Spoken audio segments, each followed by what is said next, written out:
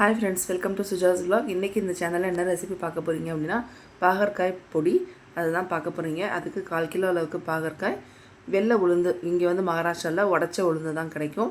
So அதை நான் எடுத்துருக்கேன். தோல் உளுந்தும் இருக்கும், பட் ஆனால் முழுசாக இருக்காது, அதுவும் உடச்சதாக தான் இருக்கும். என்கிட்ட இப்போதைக்கு அவைலபிளாக வெள்ளை உளுந்து தான் இருக்குது, அதை நான் எடுத்துக்கிட்டேன்.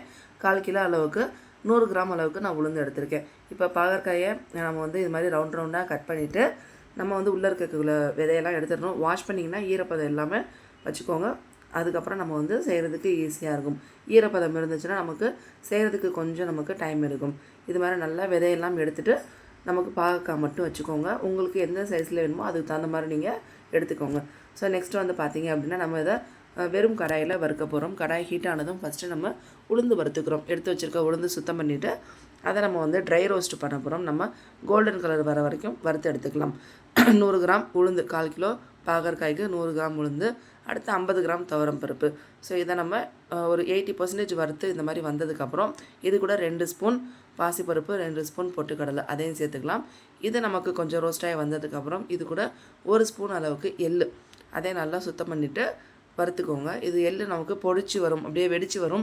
அந்த ஸ்டேஜில் அதை நம்ம வந்து மாற்றி எடுத்துடலாம். ஸோ வறுபட்டுருச்சு எல்லாமே. இப்போ அடுத்து பார்த்திங்கன்னா வரமிளகாய், நமக்கு காரத்துக்கு தகுந்த மாதிரி வரமிளகாய் நீங்கள் எடுத்து இது மாதிரி வறுத்து எடுத்துக்கோங்க. நமக்கு காரம் உங்களுக்கு எவ்வளோ தேவையோ அதை எடுத்துக்கோங்க. டேஸ்ட்டுக்கு தகுந்த மாதிரி உப்பு, நான் கல் உப்பு எடுத்திருக்கேன், அப்போ தான் டேஸ்ட்டு கொஞ்சம் நல்லாயிருக்கும்.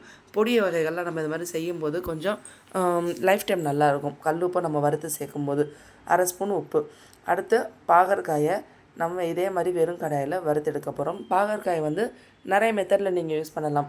இது கொஞ்சம் டைம் எடுக்கும். உங்களுக்கு அந்தளவுக்கு டைம் இல்லைன்னா எண்ணெயில் வந்து நல்லா ஃப்ரை பண்ணி எடுத்துக்கோங்க. அப்பளம்லாம் பொரிப்போம் இல்லையா, அது மாதிரி எண்ணெயில் ஃப்ரை பண்ணி கூட எடுக்கலாம். இல்லை அப்படின்னா நல்லா நீங்கள் வெயிலில் வந்து காய வச்சுட்டு அதுக்கப்புறம் கூட நீங்கள் செய்யலாம். ஸோ உங்களுக்கு கொஞ்சம் டைம் ஸ்பெண்ட் பண்ணி இது மாதிரி வறுத்து செய்கிறதுக்கு இருக்குது அப்படின்னா இப்படியே செய்யலாம். ஒரு 95% பாகற்காய் வறுத்ததுக்கப்புறம் கைப்பிடி அளவுக்கு கருவேப்பிலை வாஷ் பண்ணிவிட்டு அதை நல்லா வறுத்துக்கலாம் கடாயில், வெறும் கடாயில். அடுத்து 1 ஸ்பூன் எண்ணெய் விட்டுட்டு பெருங்காய கட்டி ஒரு சின்னதாக அரை கட்டி எடுத்து நல்லா வறுத்து எடுத்துக்கோங்க. இது கூட நமக்கு இது வறுத்ததுக்கப்புறம் ஒரு எலுமிச்சம்பழ சைஸ் அளவுக்கு புளி, கொட்டை இல்லாத புளியை நல்லா எடுத்து இது மாதிரி எண்ணெயில் வறுத்து எடுத்துக்கோங்க.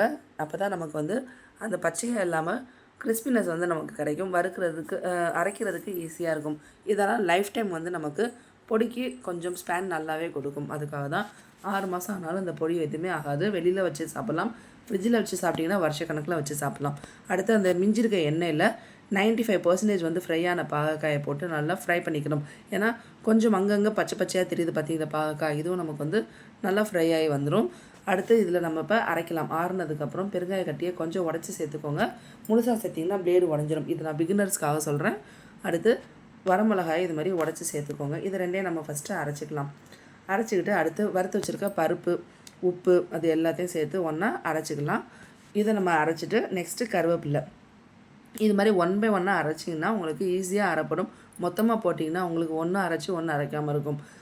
இது எல்லாமே பிகினர்ஸ்க்கான டிப்ஸு. ஸோ அடுத்து புளியை நம்ம இது மாதிரி உடச்சி விட்டுட்டு நம்ம வந்து இதை அரைச்சிக்கலாம். அதுக்கடுத்து பாகற்காய், லாஸ்ட்டாக பாகற்காய் இதை நம்ம அரைச்சிக்கிட்டு அடுத்து சலிக்க போகிறோம். ஸோ இதுதான் இதில் மெத்தடு. இது கொஞ்சம் நமக்கு பாகக்காய் வறுக்கிறதுக்கு மட்டும்தான், ஷாலோ ஃப்ரை பண்ணுறதுனால நமக்கு கொஞ்சம் வறுக்கிறதுக்கு டைம் எடுக்கும். ஸோ நான் சொன்ன மெத்தடில் உங்களுக்கு எது ஈஸியாக இருக்குதோ அந்த மெத்தடில் பாகக்காயை நீங்கள் யூஸ் பண்ணிக்கலாம். இப்போ இதை நம்ம அரைச்சாச்சு. ரொம்ப நைஸாக அரைக்கணும், ரொம்ப குறக்குறப்புன்னு இல்லை, நமக்கு நார்மலாக இருந்தால் போதும். ஓரளவுக்கு குறக்குறப்பாக இருந்தால் போதும். இப்போ சலிச்சு எடுத்துகிட்டு மீதி இருக்கிறத நம்ம இது மாதிரி மிக்சியில் அரைச்சி எடுத்துக்கணும். நமக்கு கடைசியாக பார்த்தீங்க அப்படின்னா அந்த பாகக்காயில் அங்கங்கே கொஞ்சம் பச்சையாக இருக்கும். ஓரளவுக்கு வந்து பச்சையாக இருக்க செய்யும் 1%. அதுதான் இப்போ நமக்கு அரைப்படாது. அதை வந்து என்ன பண்ணணும் அப்படின்னா கடாயில் திரும்ப கொஞ்சம் ட்ரையாக ரோஸ்ட் பண்ணிக்கணும். இது அப்படியே நமக்கு பச்சையாக இருக்குது, ஈரப்பதம் இருக்கும். அதனால் இதை ட்ரையாக ரோஸ்ட் பண்ணிங்கன்னா கொஞ்சம் இந்த மாதிரி மாறிடும். அப்போ கோல்டன் கலர் வந்துடும்.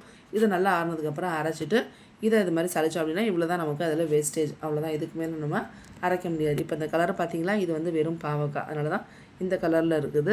ஸோ மீதி இருக்கிறது எல்லாமே அடியில் உள்ளது பருப்பு, பாவக்காயெலாம் மிக்ஸ் ஆகிருக்குது. இப்போ நம்ம நல்லா எல்லாத்தையும் ஒன்றா மிக்ஸ் பண்ணிவிட்டு அடுத்து நம்ம ஏர்டைட் பாக்ஸில் ஸ்டோர் பண்ணி வச்சோம் அப்படின்னா டேஸ்டியான டெம்டிங்கான பாகற்காய் பொடி உங்களுக்கு ரெடி ஆகிடுச்சு. உடம்புக்கு ரொம்ப ரொம்ப நல்லது. சுகர் பேஷண்ட்ஸ் வந்து விரும்பி சாப்பிடுவாங்க. அவங்களுக்கு சுகர் கண்ட்ரோலாக இருக்கும், ப்ளட் ப்ரெஷரை வந்து நார்மலாக வச்சுக்கும். குழந்தைங்க விரும்பி சாப்பிடுவாங்க. ஓவரால் இதயத்துக்கு நல்லது. அடுத்து ஸ்கின்னுக்கு ரொம்ப நல்லது. எல்லாமே இது வந்து பார்த்திங்கன்னா பாகற்காயில் ரொம்ப பெனிஃபிட்ஸ் இருக்குது. நம்ம வயிற்றில் இருக்கக்கூடிய நச்சுக்கள் அழிக்கும். ஸோ இதெல்லாமே நிறைய பெனிஃபிட்ஸ் இருக்குது. இது மாதிரி சாப்பிடாதவங்களுக்கு இது மாதிரி பொடியாக செஞ்சு கொடுத்திங்கன்னா விரும்பி சாப்பிடுவாங்க.